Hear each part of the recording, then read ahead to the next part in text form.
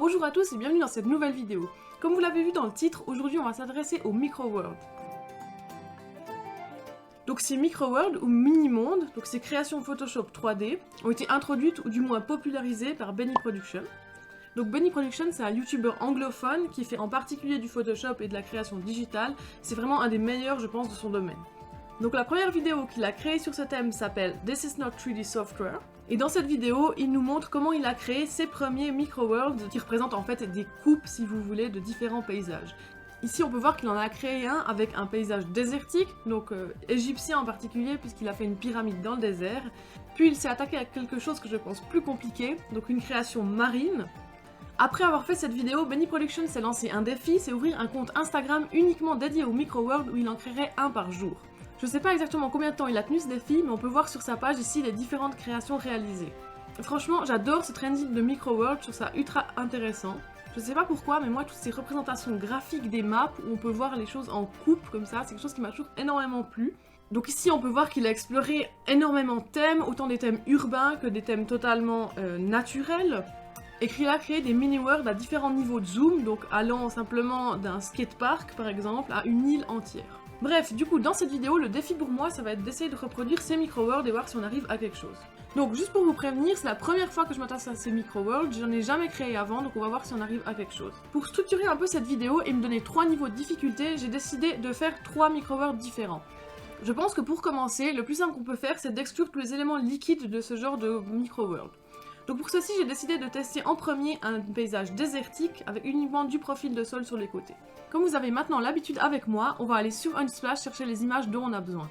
Donc après avoir fait un tour sur Unsplash, où j'ai tapé simplement Desert Aerial pour chercher les photos du désert qu'il nous faut, j'ai décidé de m'orienter sur cette image-ci, que vous voyez maintenant. C'est une image qui me semble vraiment bien parce qu'elle a pas mal de relief, donc ça va nous permettre de créer un paysage intéressant. Si vous prenez un paysage absolument plat, vous pouvez le faire, hein, ce sera beaucoup plus facile, mais voilà, ce serait quelque chose de moins intéressant, je pense. Du coup, cette image, je l'ai beaucoup aimée parce qu'elle avait beaucoup de relief et j'aime beaucoup les petites rivières aussi, ainsi que les montagnes et la ligne d'horizon qu'on peut voir en profondeur. Avant de commencer, il va nous falloir un template pour nos micro-worlds. Et pour ça, je remercie la chaîne AS Graphical qui nous a mis à disposition en dessous de leur vidéo le template pour les micro-worlds. Donc comme d'habitude, je vous mettrai la vidéo où le template est disponible en description. Et vous pouvez voir que c'est un template tout simple, donc vous avez le carré déjà, les ombres, et puis on va pouvoir modifier le texte plus tard. Donc pour commencer, j'importe ma photo dans Photoshop, je la place environ comme je veux, puis je vais commencer le travail qui consiste à détourer les bords pour pouvoir créer le relief.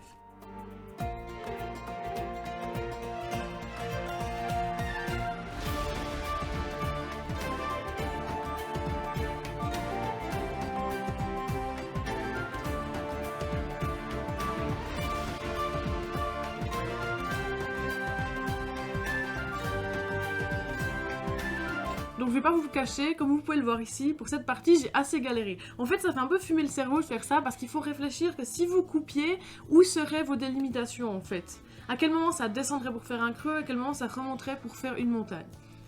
Donc après un certain temps passé à faire ça, je suis arrivée à ce résultat. Je pense qu'il est vraiment pas mal et que maintenant on va pouvoir faire la suite. Comme vous pouvez le voir ici, on a les montagnes qui ressortent bien. À chaque montagne, en fait, il faut que ça dépasse et puis à chaque creux, il faut que ça se renfonce à l'intérieur. Donc c'est vrai qu'ici, cette image était une image plutôt tortueuse avec beaucoup de relief. Et le fait qu'il y ait beaucoup de relief, c'est plus difficile du coup à créer ces creux et ces bosses. La prochaine étape que je vais faire, c'est simplement poser les deux bords de sol. Donc moi, je vous propose de vous laisser avec le timelapse et on se retrouve après.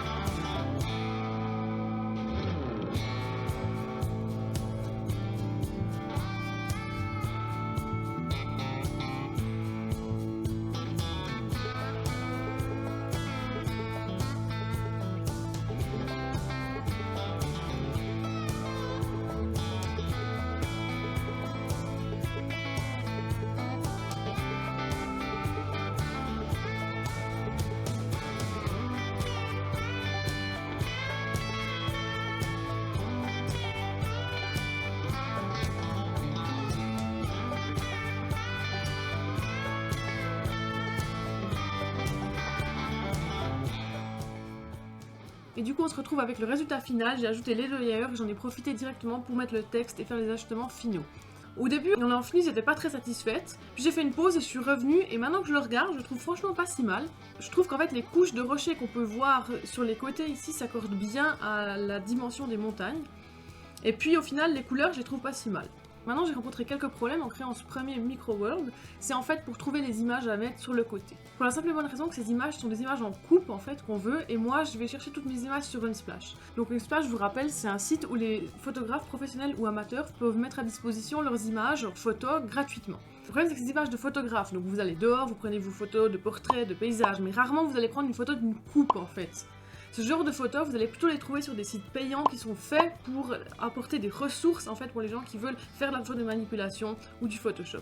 Et du coup, je pense qu'on peut gagner énormément de temps en achetant directement les bonnes images de coupe en fait pour les côtés des micro-worlds. Pour le deuxième essai, je voulais faire un truc moyennement difficile. Le problème, c'est que je pense que j'ai mal évalué la difficulté du premier et que détourer toutes ces montagnes était quand même assez compliqué. Donc pour le deuxième, on va passer sur un truc plus simple. Pour ce deuxième micro-world, j'ai simplement été sur Unsplash et j'ai regardé les photos aériennes que je trouvais. En regardant ça, je suis tombée sur cette image-là, une image côtière qui me plaisait énormément, qui est toute simple en fait, qui a juste une sorte de côte en triangle puis de l'eau tout autour. Donc ce qu'on va faire, c'est qu'on va la placer sur notre micro-world et on va créer les bords en fait qu'on va composer exclusivement d'eau et je pense que ce sera très simple à faire. Donc on est parti.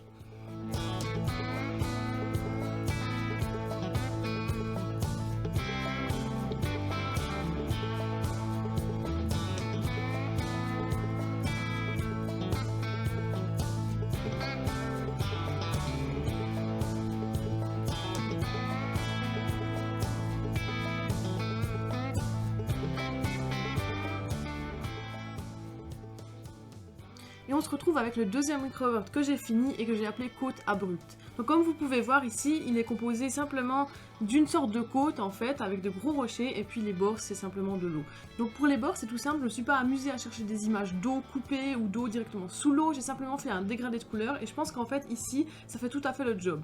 Comme vous pouvez le voir ici, l'eau est assez foncée, mais on a quand même l'impression que les premières couches d'eau sont plus claires, et du coup que la lumière peut passer au travers de celle-ci, puis après dans les profondeurs on arrive vers quelque chose où la lumière ne passe plus du tout. La raison pour laquelle ce micro-world donne vraiment bien, malgré le fait qu'il m'a pris environ 15 minutes à faire, c'est la petite côte qu'on voit en 3D en fait sur la gauche. Cette petite côte, elle fait tout. C'est elle, avec aussi peut-être l'eau en fait, qui me donne toute l'impression de profondeur de cette image. Après avoir observé les différents micro-worlds qui existent dans le Internet Game, je m'étais dit que j'allais faire un truc avec un volcan pour le troisième. J'ai été sur Unsplash, j'ai tapé volcano et je suis tombée sur plusieurs images. Le problème avec la seule image de volcan que j'ai trouvée sur Unsplash qui joue environ au niveau de la perspective, c'est qu'elle a déjà été utilisée par AS Graphical dans un autre tuto. Donc, comme j'avais pas envie de reproduire exactement le même mini-monde, j'ai changé d'idée et je me suis dit que j'allais encore faire quelque chose avec de l'eau vu qu'on n'avait pas exploité tout son potentiel. Pour la petite parenthèse, je vous montre ici le micro-world de volcan que la chaîne AS Graphical a créé justement avec l'image que j'avais aussi trouvée sur Unsplash. Du coup, je trouve vraiment qu'il est super ce petit truc de volcan. J'adore beaucoup en fait la lave dans Photoshop. Tout ce qui est très lumineux dans Photoshop, ça a tendance à bien rendre, c'est un peu du cache-misère. Mais bref, du coup nous on va s'attaquer à un autre thème et j'ai décidé de faire quelque chose avec une rivière. Donc comme d'habitude, pour ça j'ai été sur Unsplash chercher des images de rivière. Cette fois c'était un peu plus difficile de trouver une image qui jouait au niveau de la perspective et où la rivière ne prenait pas toute la place sur la photo en fait. Donc après un certain nombre de recherches, j'ai sélectionné celle-ci. Donc c'est une image avec une énorme rivière très bleue qui part sur la gauche. Derrière il y a quelques montagnes et à l'avant c'est une plaine plutôt désertique. Donc ce que je vais faire, c'est que je vais laisser la rivière dépasser un endroit du micro-monde pour qu'on puisse avoir une coupe en fait et qu'on puisse voir sous l'eau un endroit donné.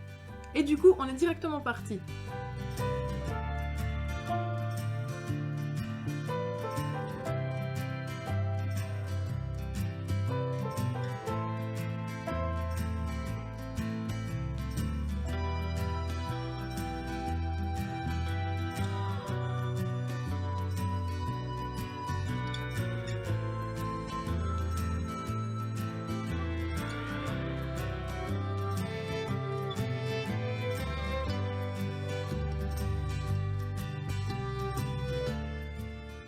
Après les derniers ajustements de lumière, voici le résultat final.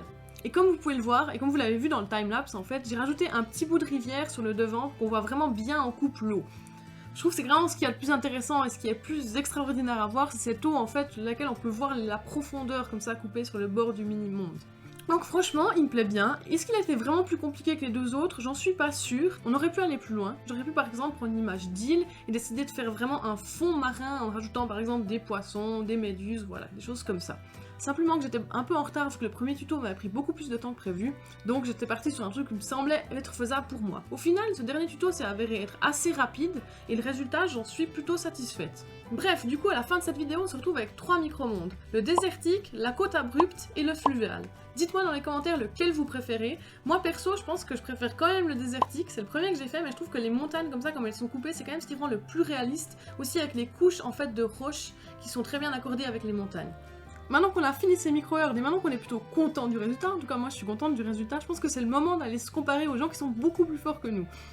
Donc bien sûr, c'est pas mon métier, je suis pas designer, j'ai pas fait d'études là-dedans, j'ai appris tout toute seule, mais j'aime quand même bien aller voir un peu le game de ce qui se fait pour les gens qui sont pros et voir à quel point ils sont meilleurs que nous. Donc allons-y tout de suite. Donc je suis retournée sur la page de Benny Production, en particulier la page dédiée au Micro-World, et on va regarder ensemble certaines de ses créations. Donc premièrement, je trouve quand on les regarde dans son ensemble, elles sont vraiment magnifiques. Elles ont toutes des couleurs uniques, des décors bien trouvés, et les strates de layers sur les côtés sont vraiment extrêmement bien réalisées. Bon, bien sûr, Benny Production, c'est quand même un monstre en Photoshop, donc ça m'étonne pas du tout. D'ailleurs, si vous aimez les photomanipulations ou les défis Photoshop, je vous recommande vivement sa chaîne. C'est vraiment un monstre dans son domaine, et je trouve que le contenu qu'il crée est très divertissant aussi. Bref, du coup... Déjà, cherchons potentiellement quelque chose qui ressemble à ce qu'on a fait nous. Donc voilà le désert égyptien qu'il a créé. La première différence qui saute aux yeux, c'est vraiment le sol. Donc les strass en fait du sol ici que vous voyez en coupe. Les strass de son sol sont beaucoup plus logiques en fait, elles sont beaucoup plus réalistes vu qu'il y a vraiment chaque couche de sol qui est représentée. Donc le sable, après les cailloux, puis de nouveau du sable, puis une terre qui devient de plus en plus dure, plus on va en profondeur. Deuxièmement, son décor est plus construit. Il a rajouté une pyramide et des oiseaux, et nous on a juste utilisé une image qui nous était directement donnée sur Unsplash. La dernière chose que je remarque, c'est qu'il a changé la couleur du dégradé du fond pour qu'elle matche en fait la couleur du Micro-World. Ça c'est un truc qu'on n'a pas fait, que j'ai complètement oublié, donc je pense que je vais essayer d'aller le faire tout de suite. Et du coup voilà, j'ai adapté les couleurs de fond, il n'y a pas une énorme différence, mais je pense que ça ajoute un petit truc en plus. Bref, revenons à nos mini-mondes et voyons tout de suite la suite. Donc il nous propose une tropical shore dans ce mini-monde, et ici vous voyez qu'on voit directement sous l'eau en fait tout ce qui se passe, et je trouve ça vraiment magnifique. Sinon j'aime bien cet exemple aussi, parce que ça nous montre qu'on peut faire des choses beaucoup plus rapprochées, en fait, qu'on n'a pas besoin de faire de grands paysages, mais qu'on peut simplement faire quelque chose de tout petit. Donc ça c'est juste des champignons, c'est vraiment trop cool je trouve. Donc, et pour finir, je vais vous en montrer un vraiment compliqué que j'adore, donc ici c'est Extinction, donc il a fait tout un photomontage avec des bâtiments détruits, et observez bien en fait tout ce qu'il a fait pour le sous-sol. Donc ici on a des sortes de grottes en fait, de trous dans le sol qu'on peut apercevoir en coupe, et je trouve ça génial. Ça nous fait un peu penser à du fromage, je trouve ça vraiment trop cool. On a aussi la rivière en fait qui se coupe à la fin du cube, et voilà, je trouve que l'effet de perspective ici sur cette photo est génial. Bref, ne soyons pas trop dégoûtés parce que les gens ont fait de mieux que nous et contentons-nous de ce qu'on a réalisé aujourd'hui. Non, je rigole. Franchement, je suis assez satisfaite de ce que j'ai fait aujourd'hui. Je pense que ces 3 micro-heures sont quand même vraiment sympas. Ils font le job, la 3D est correcte, les couleurs sont assez jolies et je suis quand même contente de présenter ça. Bref, du coup, ma conclusion sur cette activité, c'est que si vous savez déjà environ utiliser Photoshop, ça peut être une activité assez simple pour débutants. Vous n'avez pas besoin de faire quelque chose de trop compliqué, lancez-vous pas dans des décors extrêmement compliqués, prenez une image simple dont la perspective est directement correcte. Ajoutez simplement les côtés en téléchargeant des images qui vont faire l'affaire sur Unsplash. Si vous voulez améliorer la qualité, vous pouvez aller en acheter sur différents sites. Et du coup, je suis sûre qu'à la fin, vous arriverez à obtenir un résultat vraiment satisfaisant. Bref, j'espère que cette vidéo vous a plu. Moi, je vous dis à la prochaine. Et puis je sais pas, il faut que je trouve une outro, parce que j'ai pas d'outro. Prenez soin de vous, comme tout le monde dit. Allez, ciao!